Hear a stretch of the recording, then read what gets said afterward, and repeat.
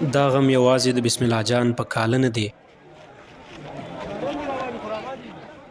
بلکې د افغانستان د کرکټ د لوبغاړو ادارې او مینوالو تر خوا پرې د کرکټ نړیوال لوبڅاران هم ویرجن دي. احمدشاه پښتین ته سخته د داسې ملګری هیر کړي چې لسیزې د لوبیز ژوند تر خوا د مجلسونو ګډونوال پاتې شوی. وایي تشه یوازې دوی لپاره نه بلکې د افغانستان کرکټ ته هم لویه ضایع ده.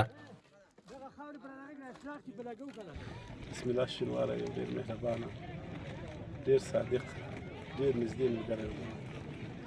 چې کرکټ په برخه کې که له کرکټ نه بهر و، ډېر خنداوی، همیشه به خندا په خوله وله، له خلکو سره ډېر ښه برخورد کاوه. تشه خو مشکله ده چې زړه ډکه سي پوه شوې، لکه بسم الله شینواری د افغانستان یو لویو لوبڅارانو نه و چې اوس انټرنیشنل سطح باندې د نورو ملکو هغه ته مایسیسي وخت میچونو ته صرف دا نه چې د افغانستان میچونه نورو ملکو میچو ته بند د هغه تشه ډېره زیاته تشه مشکله ده چې ډکه سي. بس الله دې پرې ورحمېږي، داسې یو ناڅاپي مرګ یې هېڅ توقع نه وه، هېڅ تصور نه و، یو داسې یو شي دپاره تللی و چې هغه ډېر یو عادي اپریشن د هغه نشتون به یوازې د کرکټ په ډګر کې احساس نشي بلکې د چم ګاونډ هغه یتیم ماشومان به یې هم محسوسوي چې کلونه یې د کورنۍ د نفقې وسیله پاتې شوې. د دې مړینه یوازې د خپلې کورنۍ دپاره نه وه، د ټول ولس دپاره وه، د هغه یتیمانو دپاره وه چې څوک ورسره په چم ګاونډ کې اوسېده او د هغو خیال به یې ساته.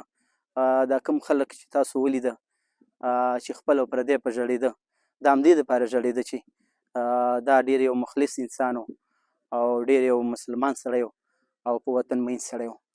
نو تشه به یې ډکه نه شي.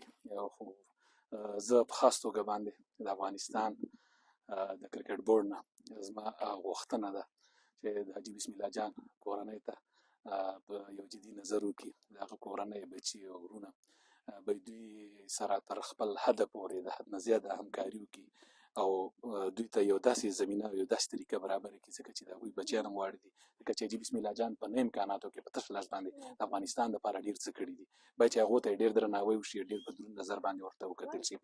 نوموړی یوازې د کرکټ لوبڅار نه و بلکې د افغانستان د کرکټ د پرمختګ له لومړنیو کسانو هم و او یوازې دا نه، د نویو ځوانانو په پیدا کېدو کې هم هڅې د هیرولو نه دي.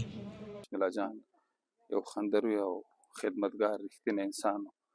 رښتیا کرکټ ته له تېرو 15 کالو راهیسې چې کومې هلې ځلې کړي، نه ستړې کېدونکې هلې ځلې کړي. یوازې دا نه و چې د په امپایرینګ کې منډې ترړې کولې، په ټورنمنټونو کې هلې ځلې کولې، بیا په دا خپله سیمه کې چې د څومره اثر رسوخ و او د ځوانانو ته یې لاس ورکاوه، هغه ټول موږ لیدلي دي او د هېرېدلو وړ نه دي.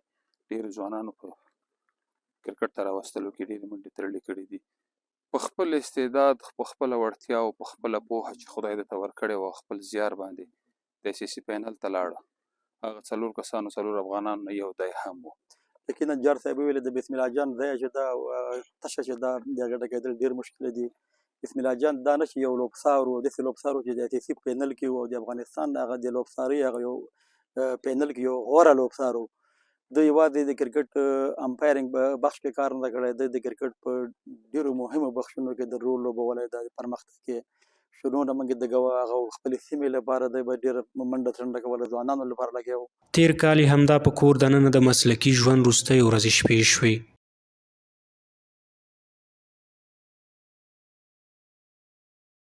بسم الله جان شینواری د خاورو میلمه شو، خو کورنۍ، دوستانو او د افغانستان د کرکټ په ډګر کې به یې څهره او خدمتونه تر ډېره قربانوي. هغه خپل کمکي اولادونه واقعا هیله پوره کوونکي او پالونکي رب ته پرېښودل، خو د کرکټ مینوال له کرکټ بورډ او لوبغاړو غواړي چې لاسنیوی یې وکړي او د بسم الله جان په څېر د ژوند په سختیو کې یوازې پرې نږدي.